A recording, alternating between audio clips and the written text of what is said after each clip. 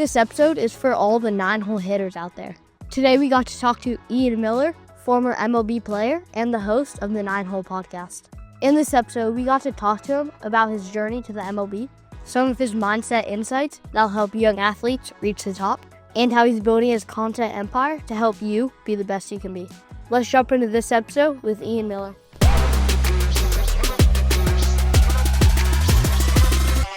I want to give you a pair of these, the party starters from Arete Shades, and I want to give it to you absolutely free. All you need to do is drop a comment below with the code word 9, because in this episode, we're talking about the 9-hole with Ian Miller. Drop a code, the most unique, coolest, craziest, best comment with the code word 9 is going to win a free pair of Arete Shades, and you can get a pair of Arete Shades at areteshades.com. Right now, they're 2 for $49, but you don't have to pay that. You can get it for free. Comment below, code word 9, like the number 9, like 9-hole. Get a free pair. Let's jump into this episode with Ian Miller. All right, man. So on your YouTube channel, literally the first thing you see is a video from you saying, hey, I got drafted in the 14th round because I'm a guy who can bunt, I can get on base, I can steal a base. Basically, you make the hustle plays. What I love about this is that's this kid, right? He's the 9-hole hitter. He's the shortstop. He's the leader of the team, but he makes the hustle plays. And saw a lot of similarities in that. And I want to kick this off by saying, like, is there still a place for that type of guy in today's games? If you look at Instagram, if you look at Twitter, it's guys hitting balls, 400 feet. It's guys throwing 101 miles an hour. Let's talk about the little guy. Let's talk about the 9-hole. And is there still a place for guys like that in today's game?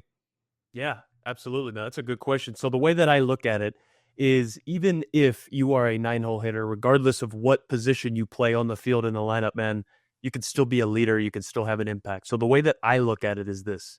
There are 3 types of leaders. Number 1 is the best player on the field. Obviously, they lead and set the tone with their talent. Number 2 is the vocal leader, the dude that can get the locker room fired up, the dugout fired up, all on the same page, control emotions, keep guys in check, okay?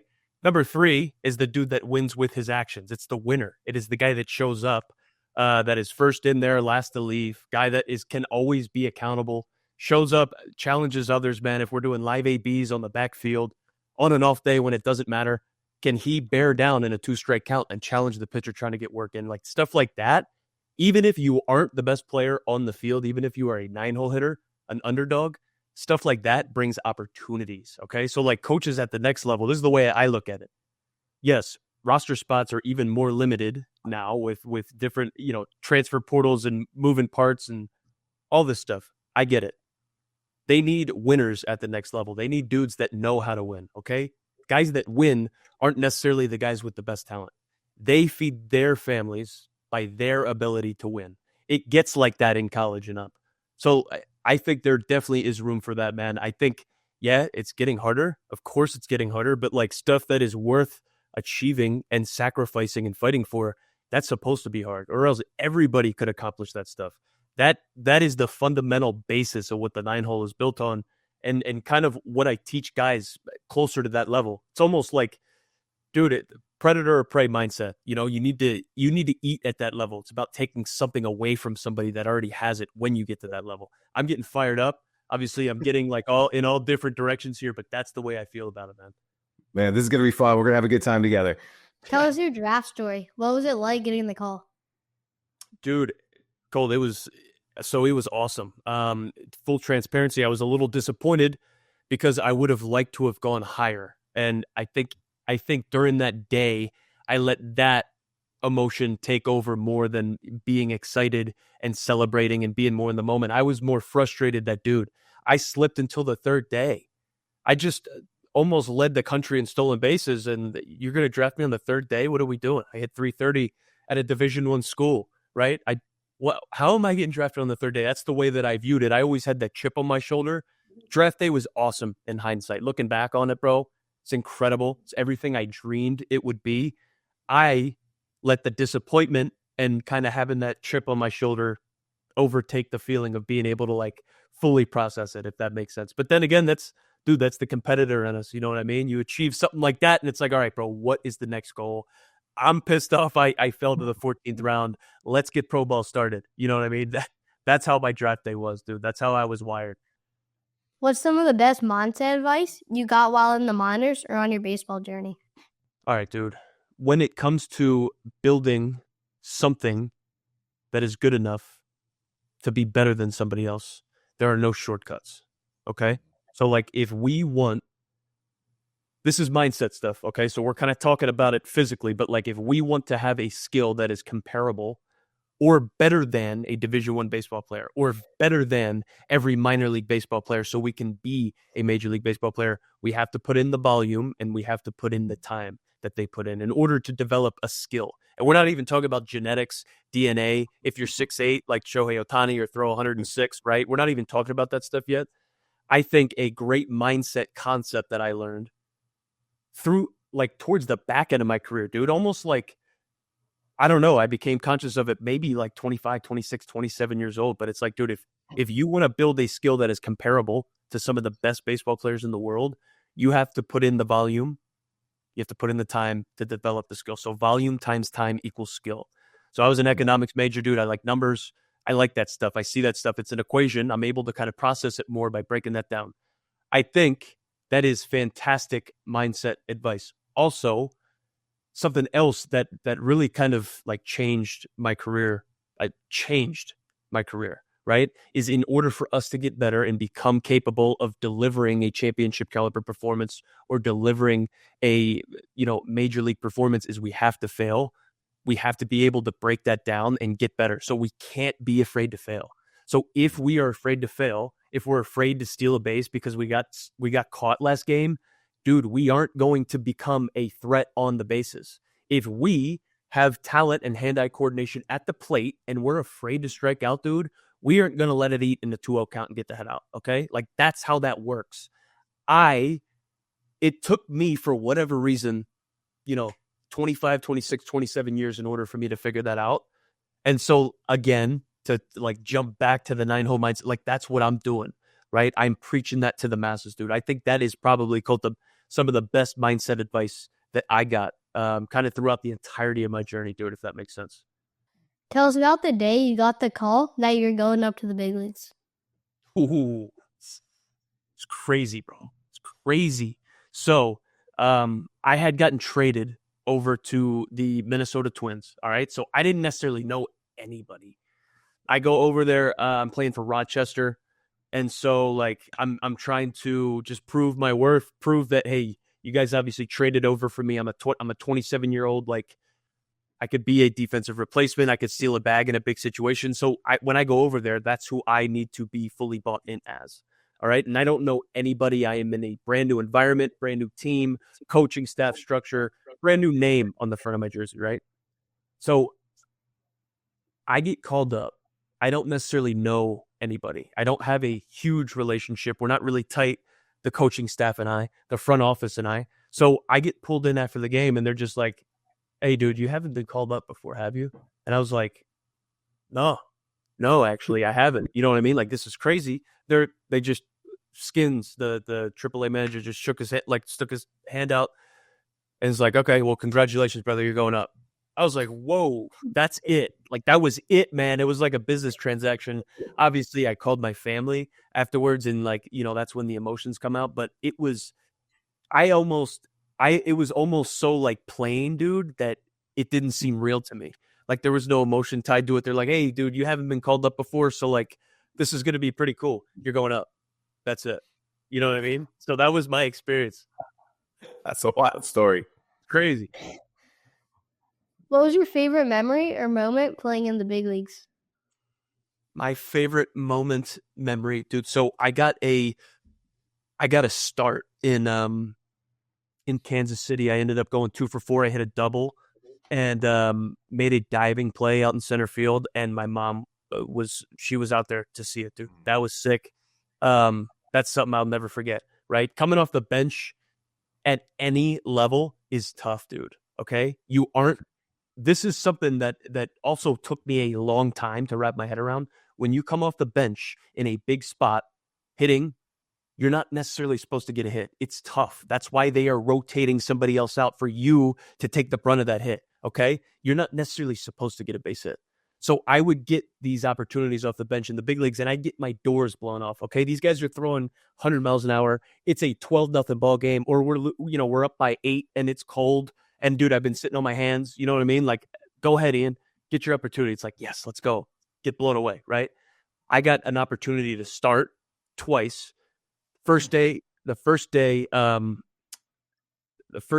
I started, I got my first like base hit, multi-hit game. Second time I started, hit a double, made a sick diving play, dude. So that was definitely probably the highlight of the major league career right there for sure. Something I'll never forget.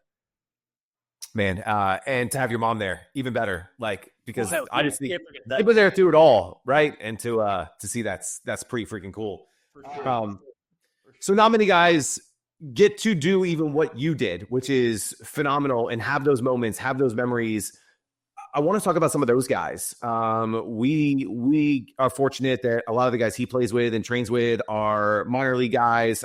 He's got one guy just leaving for Mexico this week. Yaya's heading up to Mexico to pitch.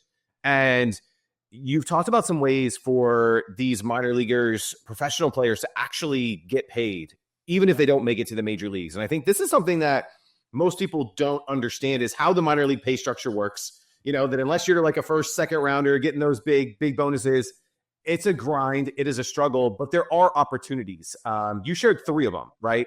Minor league free agency. You talked about winter ball, and then you talked about building your own brand. I want to say building your own brand for later, because I think we're going to get deep into that, because it's something that you've done personally, I believe, in a really cool way. Let's talk about those first 2 and maybe kind of set the stage for, what it's like grinding, and how just even maybe to have the opportunity to make it to minor league free agency, or to have an opportunity to play in the Dominican or Mexico, or get one of these second tier opportunities.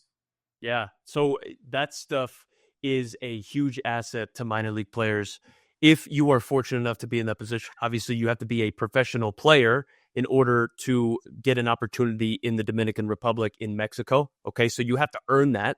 But if you are fortunate enough to stick around for 7 years and not be released or get an opportunity in the big leagues, whatever the case is, you make it through those 7 years, you are able and eligible to be a minor league free agent. That is huge. That is when hopefully you have representation by that point. If you spent 7 years in the minor leagues, you've established yourself as being able to be somebody that's in the conversation. You probably have some sort of representation.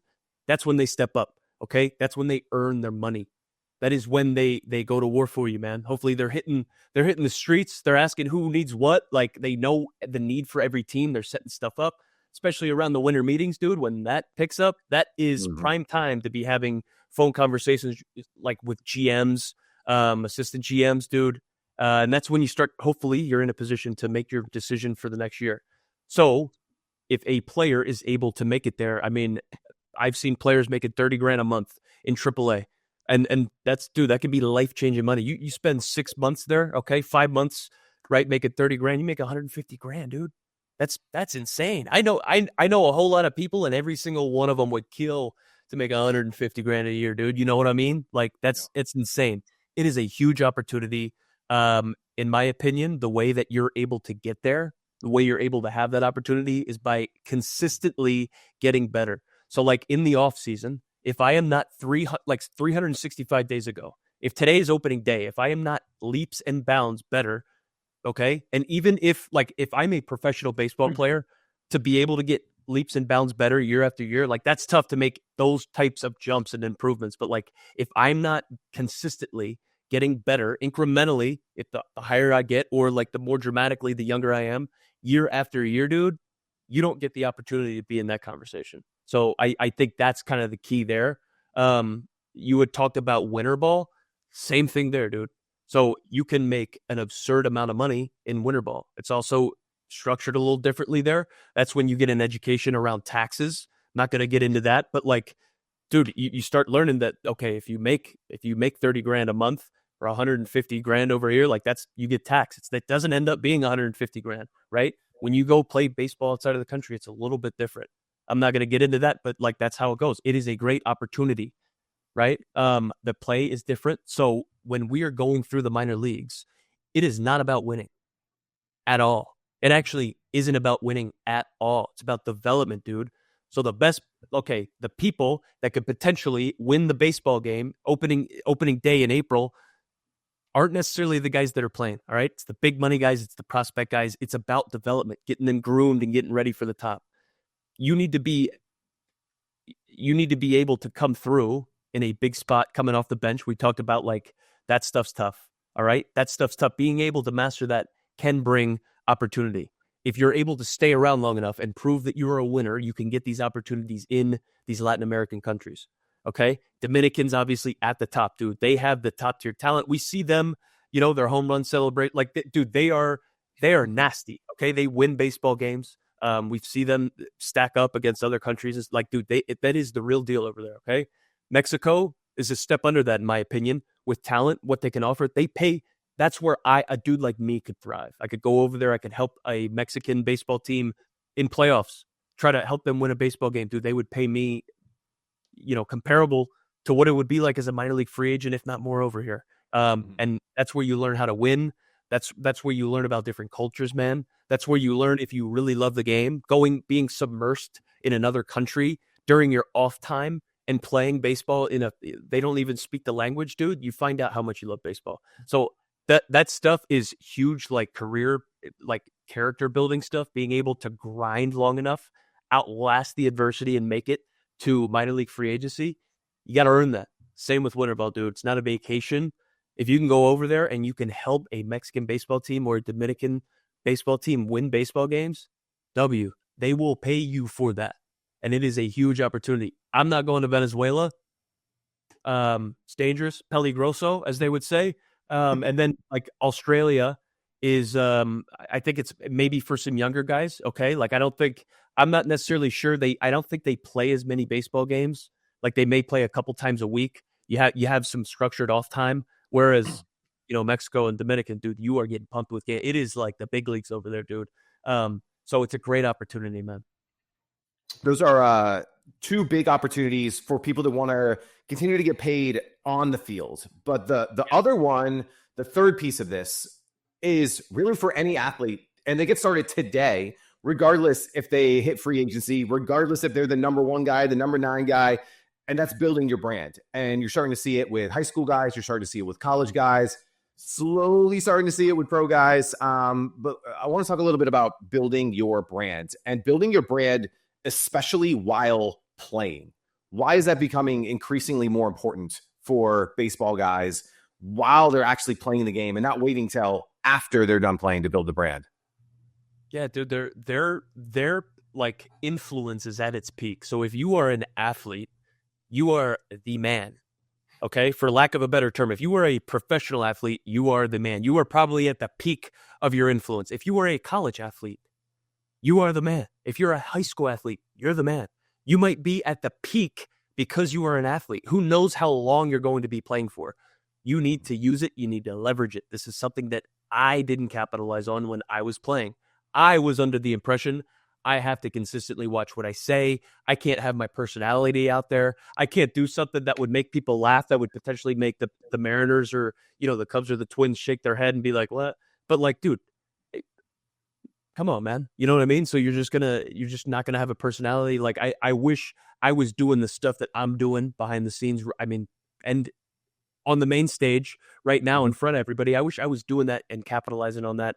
Just making content, maybe just even showing like what my off-season routine was. Everybody has a routine. Colt, you got a routine, right? Dude, you could be showing off your cage routine. You could just be having a tripod thing, selfie stick stand here, and you could just have it at the end of the cage, and you could just be, you don't even have to talk, dude. You could just record it. And then like later, before you go to bed, you can overlay your voice on it and be like, this is why I do it. This is what I do. 4 rounds of 6. This is what I'm trying to do. This is what it helps me to do. And like, bro, there are people that would like to be in your position that don't even know you exist yet. They don't even know that you're putting that stuff out there. And so I think athletes should be doing that stuff, man. I definitely think it's not capitalized enough on. But I always was under the impression, I was conditioned coming up where it's like, hey, stay off of social media.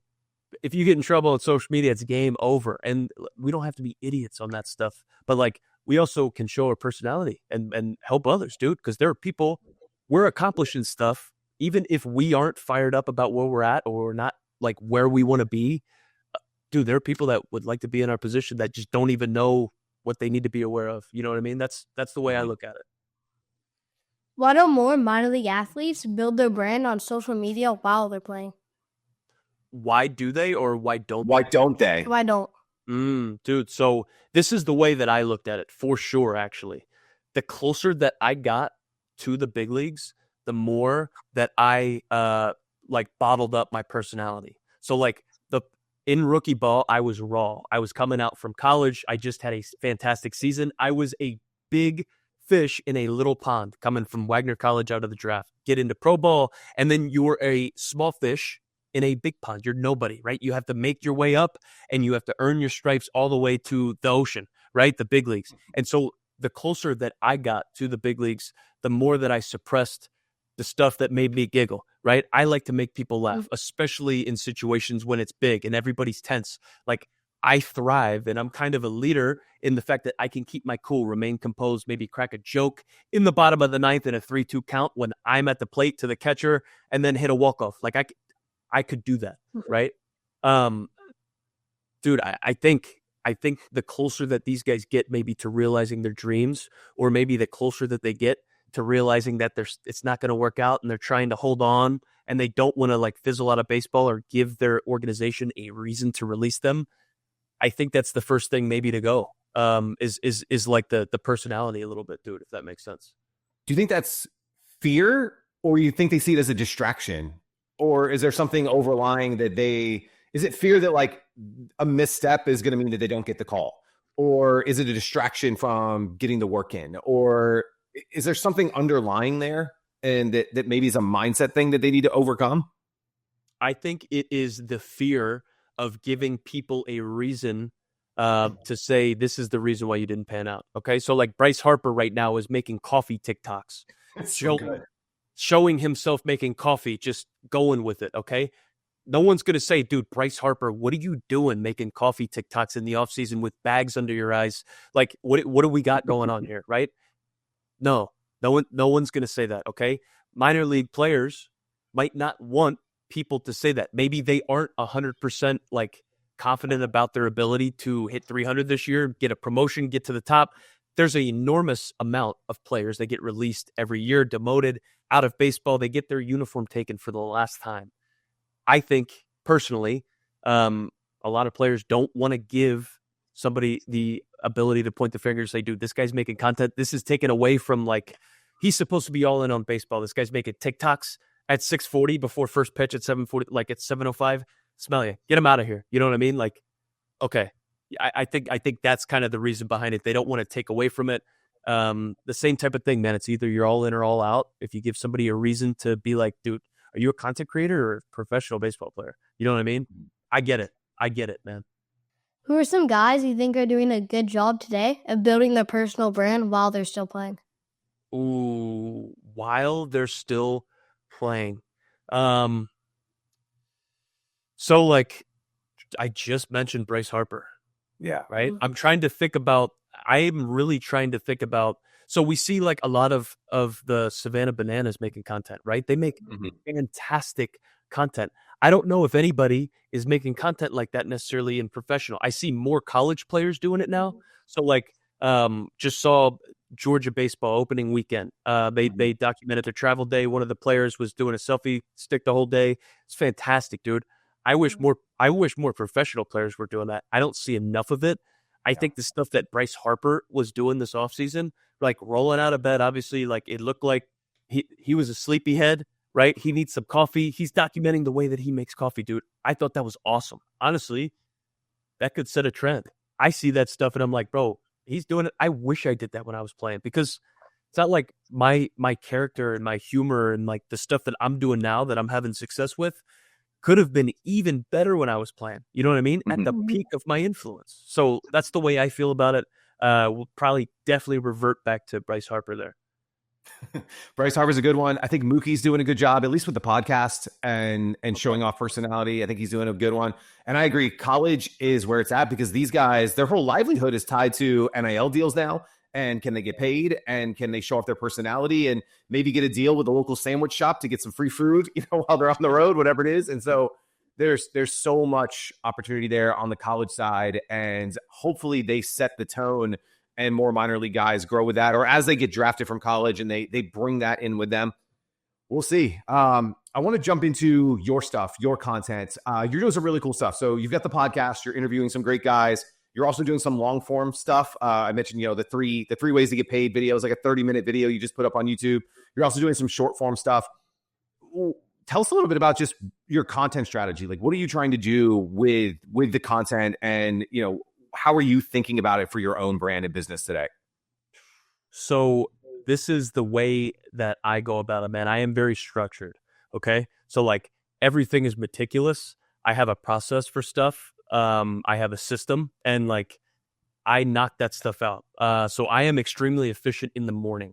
So I will get up at the crack of dawn. I'll wake up at 5 a.m. and I will start doing my my creative stuff where I have to think, where I have to brainstorm. I have my most brain power in the morning. As the day goes on, I will do maybe I will do like Zoom calls or something like that, or I will schedule Zoom calls, or I'll do some editing or writing, like not using huge brain power type stuff. That's how I immediately start structuring it. But I want to put out a video or something on social media every single day, 7 days a week. And so like I started trying to do that, but I can't necessarily do everything on my own. Okay. So like I can get in front of the camera, I can press record, I can script it out, I can take all the time breaking down what I think is going to be impactful, how I'm going to say it, and then I can deliver on that. But I can't edit. I can't do graphics. I can't make it look good. I can't create a good thumbnail, dude. I can't make it get 100,000 views or 1 million views in 2 to 3 weeks, right? That is not my strength. So I found out quickly that the bottleneck, like the stuff that was holding me back, was me trying to do everything. So if I want to put out a video every single day, I need to do the things that only I can do, which is if I'm putting content out every single day, the only thing I need to be worried about is recording content. I just need to pay money to have somebody else do it. So to be completely honest with you, the 9-hole really started growing when I increased the media team. So I will record something like today. So I'm putting out 7 videos this week. Already recorded 4. I got another 3 I'm recording after this. I've already sent the 4 to half of my media team, somebody that takes over the daily short form content. Ben, he's the 9-hole media strategist, new hire. So he will put this stuff out every single day, right? He'll send this back to me. He will give me the thumbnail that I need to be using. And that's great. I have somebody else over here that will hit on my longer form stuff. Okay. So like I will record a sponsored episode, and then I will take those static episodes, those longer form, kind of like not dull, but they're supposed to be 25, 30 minutes, like you said. And I will take those and I will send them over here to somebody else on my media team, and he will strip them and he will make longer, like he'll make clips from that. He'll make short form clips. That's where you see the clips with the coaches. I got my personal stuff that I can make on a whim, get it done quick. And then I have the more meticulous stuff when we're talking about sponsors, when we're talking about making it extremely like precise and professional and stuff. I just delegate that stuff. Those guys are way better at it than I am. And that's where I saw everything kind of taken off. With the longer form podcast, man, I use that as kind of, it's a trickle down effect, right? So I have a newsletter. I have a podcast where it's long form on YouTube. And then I have short form content. And then I have email lists. So it's like I create an audience and I want to spend as much time with them as possible so that I can build that trust and connection with them. I do it on multiple platforms. I have a newsletter that goes out every single weekend, the 9-hole newsletter. I got hundreds of coaches, parents, players on there that we're diving into these concepts even more, right? I got the long form stuff where it can go from 20 minutes to an hour with these coaches. So we're spending time on baseball development, baseball info. And then we got the daily content, the short 60-second stuff, followed by the emails and just providing nuggets to the audience during the week, dude. So that's a long-winded answer. But like content is at the forefront of that. So that's what makes the whole machine spin. That's what makes money come in. That's what brings opportunity. That's what allows me to get in front of, over 30 million people in the last 6 months. And dude, we're going with it. I love it, man. You're literally running like the creator playbook to a T in the baseball niche. And it's so paramount. The newsletter, bringing everybody into the newsletter, distributing that content, long form that turns into short form, like it's so good. I'm going to talk more a little bit about the business side and how that all connects in just a second, but let's stick with the content for a minute. How do you come up with the ideas for your videos, especially the ones where you're just talking to the camera? Dude, so what I do is I track what works. So I started throwing a whole bunch of stuff at a wall to see what sticked, or like to see what stuck early sticked. Mm-hmm. So like I got feedback and I track it. So I track it here on Microsoft Excel on what works. What is the best viewer retention and why? So like then I will dive into individual hooks and like where we lose the audience. But I will take stuff that works. If we're talking about confidence, if a confidence video gets 1 million views, I know that my audience wants to hear more about confidence, right? So I will then sit down, put headphones on, and lock in to coming up with 50 more titles that have to do about confidence and breaking down what is going to go into each one of those. And it's kind of like a brainstorm process, dude. And I mean that's kind of how it works out. And like you had just said, Greg, dude, put out a video about those three ways to make money. I think it's got like 50 views in 24 hours. So like that video didn't hit, but like I'll have somebody else come on here and it'll get, tens of thousands of views. That's just how it works, dude. So it's finding out, like, having enough iterations of it to be able to fail a little bit, find out what works, dude, and then kind of evolve. It's the same thing with the volume times time equals skill, dude. Mm-hmm. Absolutely. You've had a few viral hits, at least 1 million views on Instagram, and a few others really close. What do you think's the difference between those breaking through and others that didn't? A strong, opinionated take, or something that is kind of like controversial. So it's something out of the norm. So it's something. It's like, okay, if just thinking about one of the videos that I did, like a little selfie video, just here in the studio, and sent it out and put it out, and got a couple hundred, whatever it was. It was like, this is the reason why baseball players fail.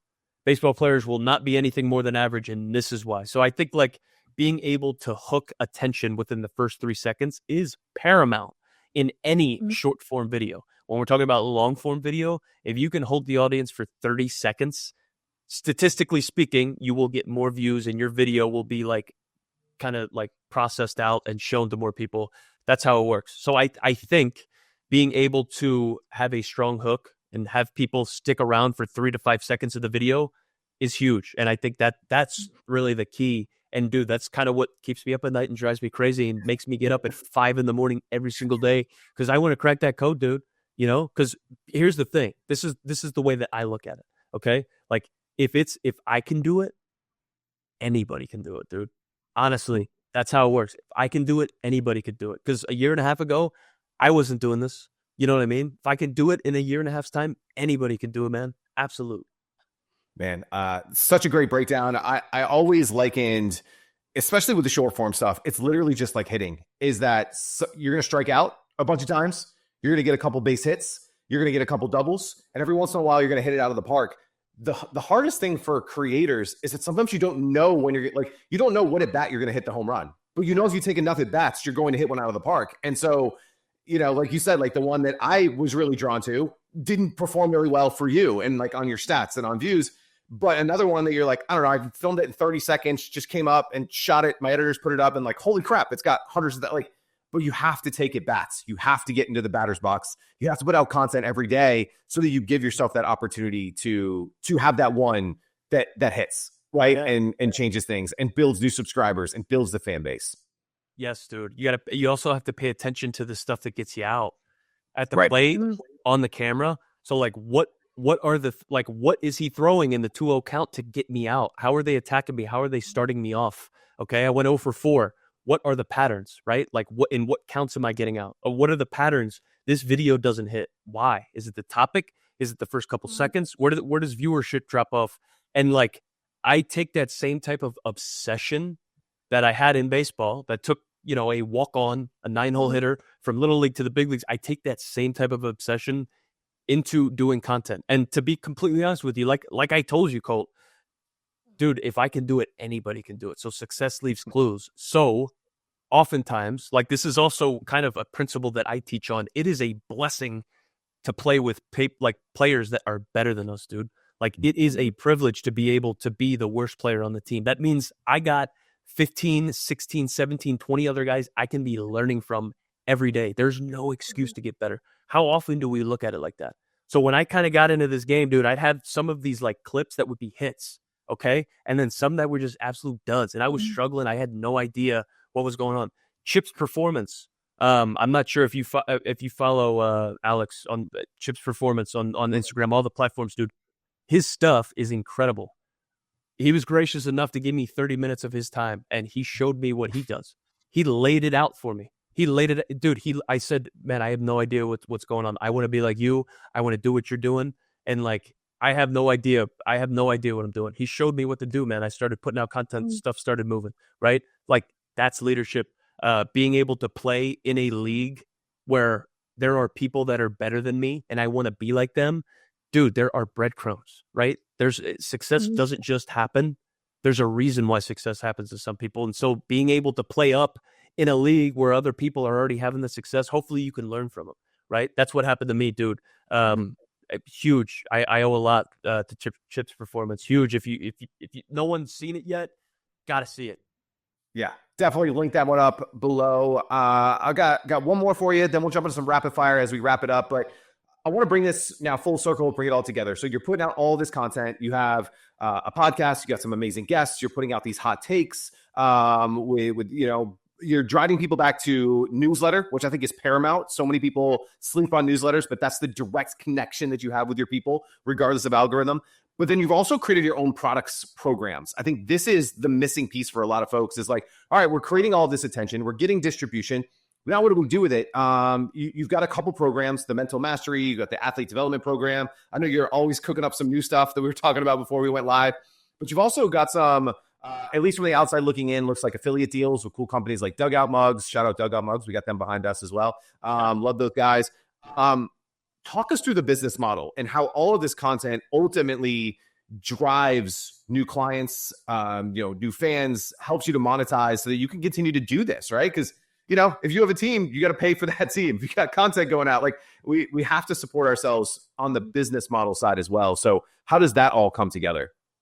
So like I said earlier, man, content is at the forefront of everything that I do. So a huge, I mean, honestly, the largest portion of what drives the revenue here at the Nine Hole is the coaching business.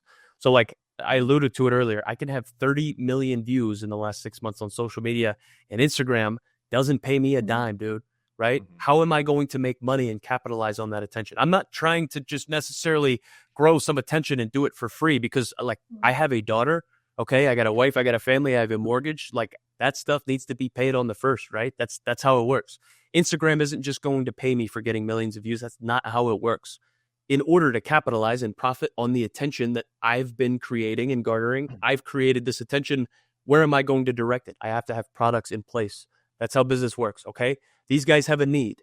I've determined that need. We talked a lot about baseball development, IQ, mental game mastery, all this stuff. There is a community of people that were just like me when I was coming up that isn't a first-rounder SEC player, okay? Like the large majority were nine-hole hitters.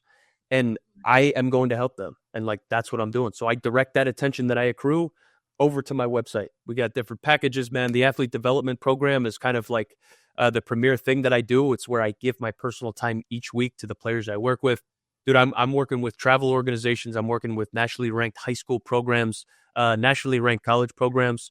And I'm working with Division I players. I'm working with middle school players, high school, like everywhere. And I'm just helping them, right? We talk about the mental game.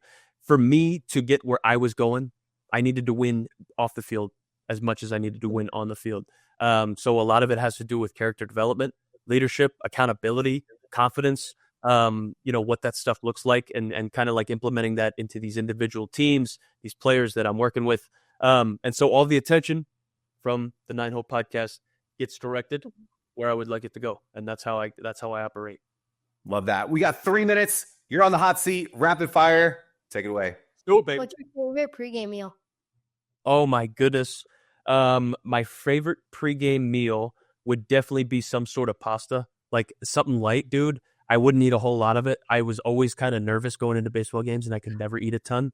So like Chick-fil-A is dope too. Like whatever's available, man. I am not picky. Do you have any of your own baseball cards? Which is your favorite? I do have my baseball cards, man. So my favorite is would probably be, I got this right here, my rookie card.